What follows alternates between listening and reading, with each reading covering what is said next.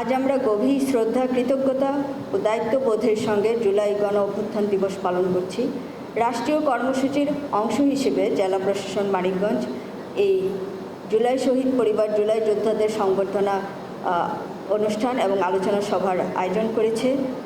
এই অনুষ্ঠানে আমাদের সম্মানিত শহীদ পরিবারের সদস্যবৃন্দ এবং আমাদের গ্যাজেটেড এবং নন গ্যাজেটেড জুলাই যোদ্ধাদের উপস্থিতি গণ অভ্যুত্থানের সকল শহীদদের মহান আল্লাহ তাআলার নিকট তাদের বিদেহী আত্মার মাগফিরাত কামনা করছি এবং আমাদের আহত জুলাই যোদ্ধাদের দ্রুত সুস্থতা ও দীর্ঘায়ু প্রার্থনা করছি। তাদের আত্মত্যাগ আমাদেরকে একটি বৈষম্যহীন বাংলাদেশ বিনির্মাণের প্রেরণা দিয়েছে।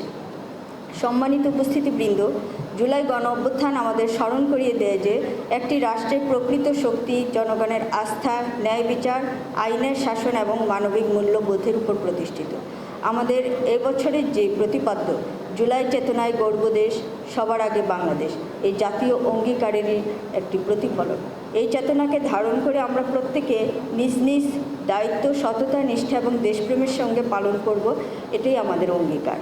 জেলা প্রশাসন মানিকগঞ্জ সরকারের নীতি নির্দেশনার আলোকে জনসেবা, আইন শৃঙ্খলা রক্ষা, উন্নয়ন কার্যক্রম সহ সকল কার্যক্রম বাস্তবায়নে সর্বোচ্চ নিষ্ঠা ও দায়বদ্ধতার সঙ্গে কাজ করে যাচ্ছে এবং আপনাদের সহযোগিতায় ভবিষ্যতে ওই দ্বারা অব্যাহত থাকবে।